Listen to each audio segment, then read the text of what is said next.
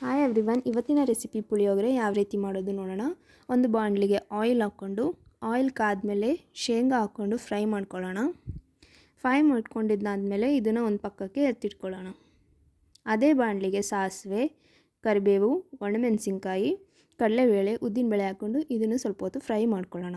Fry ಮಾಡ್ಕೊಂಡಿದ್ದಾದಮೇಲೆ ಇದನ್ನು ಒಂದು ಪಕ್ಕಕ್ಕೆ ಎತ್ತಿಟ್ಕೊಳ್ಳೋಣ. ಸ್ವಲ್ಪ ಹುಣಸೆ ರಸ ಹಾಕ್ಕೊಂಡು ಆಯಿಲ್ ಜೊತೆ ಚೆನ್ನಾಗಿ ಬಾಯ್ಲ್ ಮಾಡ್ಕೊಳ್ಳೋಣ. ಇದು ಬಾಯ್ಲ್ ಆಗುವಾಗಲೇ ನಾವು ಇಲ್ಲಿಂದ ಸ್ವಲ್ಪ ಬೆಲ್ಲನ ಆ್ಯಡ್ ಮಾಡ್ಕೊಳ್ಳೋಣ. ಚೆನ್ನಾಗಿ ಟೇಸ್ಟ್ ಕೊಡುತ್ತೆ.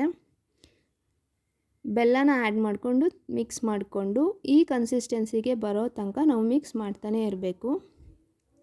ಈ ಕನ್ಸಿಸ್ಟೆನ್ಸಿಗೆ ಬಂದಮೇಲೆ ಪುಳಿಯೋಗರೆ ಪೌಡ್ರು ಮತ್ತು ಫ್ರೈ ಮಾಡಿ ಇಟ್ಕೊಂಡಂಥ ಐಟಮ್ಸ್ನ ಆ್ಯಡ್ ಮಾಡಿಕೊಂಡು ಮಿಕ್ಸ್ ಮಾಡ್ಕೊಳ್ಳೋಣ. ಈ ರೀತಿ ಮಿಕ್ಸ್ ಮಾಡಿದ್ರೆ ಪುಳಿಯೋಗರೆ ಗೊಜ್ಜು ರೆಡಿ ಆಗುತ್ತೆ. ಇವಾಗ ನಾವು ಇದಕ್ಕೆ ರೈಸ್ನ ಮಿಕ್ಸ್ ಮಾಡಿಕೊಂಡ್ರೆ ಪುಳಿಯೋಗರೆ ಗೊಜ್ಜು ರೆಡಿ ಟು ಈಟ್.